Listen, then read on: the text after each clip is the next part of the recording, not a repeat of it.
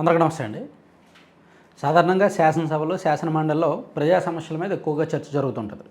రాష్ట్రంలో సమకాలీన అంశాలు, ప్రజలు ఎదుర్కొంటున్న సమస్యలు, ఏదైనా చట్టం తేవాలన్నా, చట్ట సవరణ చేయాలన్నా, బిల్లులు ఆమోదించాలన్నా, ప్రభుత్వపరమైన నిర్ణయాలు, పాలసీ డెసిషన్స్, నియోజకవర్గాల సమస్యలు ఇవన్నీ చర్చలు జరుగుతుంటాయి.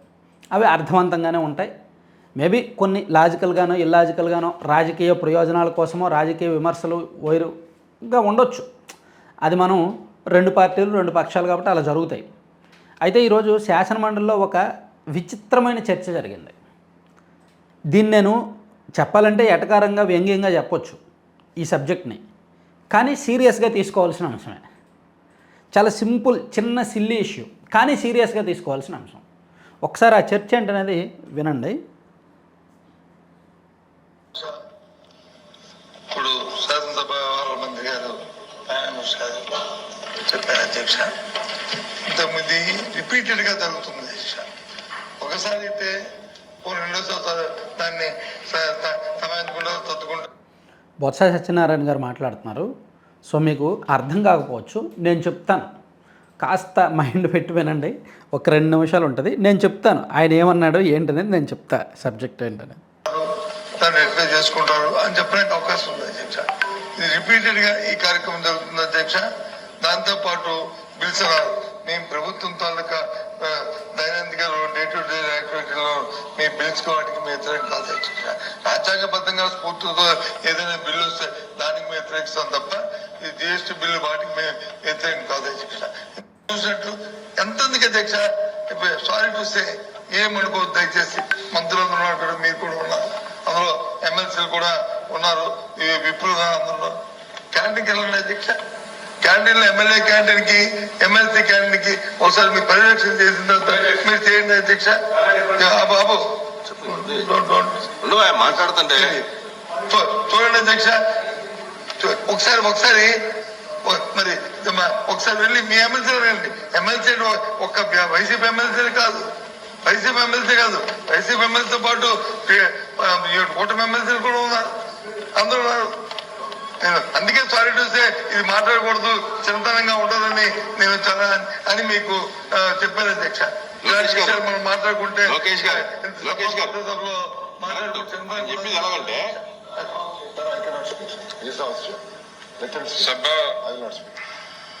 సభ దృష్టికి ఎల్ఓపి గారు కొన్ని విషయాలు తీసుకొచ్చారు. నాకైతే ఆశ్చర్యంగా ఉన్నాయి. నాకు తెలిసి there's the same contractor who is supplying for coffee and tea and tiffin lunch there and here. There's no difference.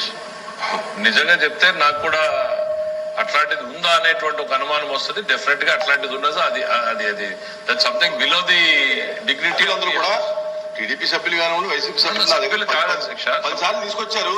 నేను సెక్రటరీకి పదే చెప్పాను, చెప్పి తప్పండి, అక్కడ వేరే కాపీ పెట్టడం, ఇక్కడ వేరే కాపీ పెట్టడం, అక్కడ గ్రీన్ టీ పెట్టడం, ఇక్కడ పెట్టకపోవటం. అర్థమైంది కదా. శాసనమండలిలో వైసీపీ సభ్యులు రకరకాల అంశాల మీద నిరసన వ్యక్తం చేస్తూ లాస్ట్లో బొత్స సత్యనారాయణ గారు ఒక పాయింట్ చెప్పారు. కాఫీ అండ్ టీ అసెంబ్లీకి ఇక్కడికి తేడా ఉంటుంది. అసెంబ్లీలో క్వాలిటీ ఉంటుంది, ఇక్కడ క్వాలిటీ ఉండడం లేదు. అసెంబ్లీలో గ్రీన్ టీ ఉంటుంది, ఇక్కడ గ్రీన్ టీ ఉండట్లేదు. అంటే యాక్చువల్లీ శాసనమండలి శాసనసభ రెండు పక్కపక్కనే ఉంటాయి, ఆనుకునే ఉంటాయి. లోపల నుంచి లాబీలోంచి వెళ్ళిపోవచ్చు. సో అక్కడ క్యాంటీన్ వేరు, ఇక్కడ క్యాంటీన్ వేరు. శాసన సభ్యుల కోసం క్యాంటీన్ వేరు, శాసన మండలి సభ్యుల కోసం అంటే ఎమ్మెల్సీల కోసం క్యాంటీన్ వేరు. సో ఇక్కడ 2 క్యాంటీన్లు ఒకే కాంట్రాక్టర్ మెయింటైన్ చేస్తున్నారు.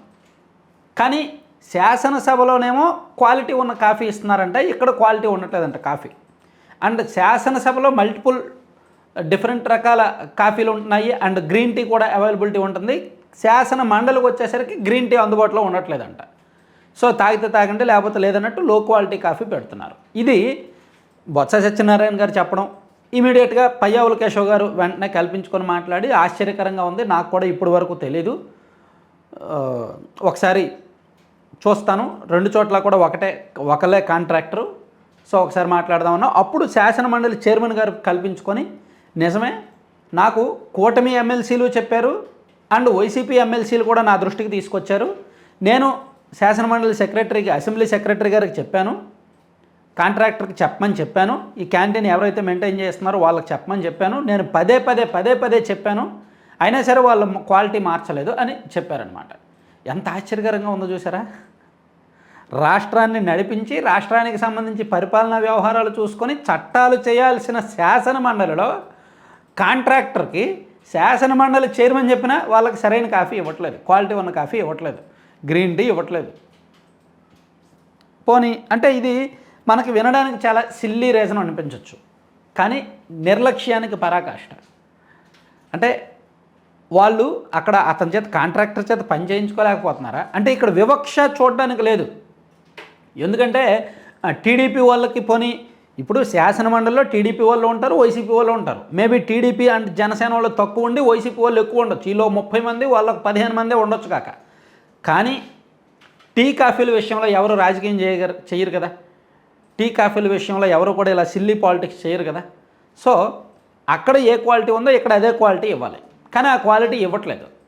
ఇక్కడ పార్టీలు పార్షియాలిటీ లేదు, కానీ శాసనసభ శాసనమండలి అనే పార్షియాలిటీ చూపించాడు ఆ కాంట్రాక్టర్ ఎవరో.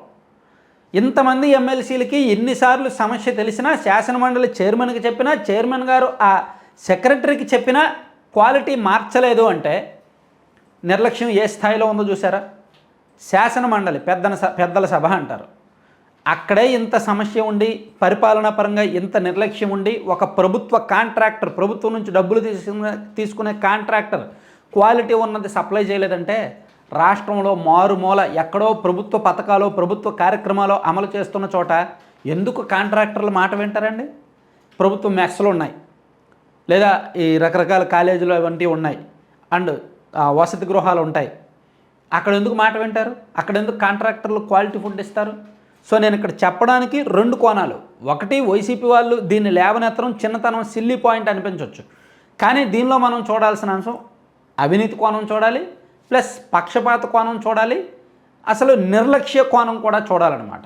కాంట్రాక్టర్ ఇంత నిర్లక్ష్యంగా వ్యవహరించడం ఏంటి, ఏమైనా కరప్షన్ అంటే డబ్బులు ఏమైనా మిగిల్చుకోవాలనుకుంటున్నాడు. ఆ డబ్బులు మిగిల్చుకోవడానికి ఉంది, అక్కడ కాంట్రాక్టర్లు అనుకూలంగా ఇస్తారు, ఎక్కువ రేటుకే కూడా ఇస్తారు.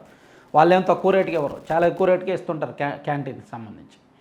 సో ఇది కొంచెం అంటే ఆ హయ్యర్ లెవెల్లో ఆ లెవెల్లో కూడా అవినీతి, నిర్లక్ష్యం, పార్షియాలిటీ ఏ విధంగా ఉంది అని తెలియడానికి ఇది ఒక ఉదాహరణ అన్నమాట. Thank you. So video content అయిపోయింది. చివరి వరకు చూసిన ప్రతి ఒక్కరికి ధన్యవాదాలు. ఒక్క నిమిషం ఒక చిన్న అడ్వర్టైజ్మెంట్ చూడండి. laddupalem.com ఇది మనం ఇప్పుడు వీళ్ళ దగ్గర దసరా ఆఫర్లు ఉన్నాయి. దసరా సందర్భంగా 10 to 15% ఆఫర్లు ఉన్నాయి. మీకు ఎవరికైనా బల్క్ ఆర్డర్స్ కావాలన్నా సరే సప్లై చేస్తారు, ఇంకా ఎక్కువ డిస్కౌంట్ ఉంటుందన్నమాట. సో వీళ్ళ దగ్గర 20 రకాల లడ్డూలు ఉంటాయి.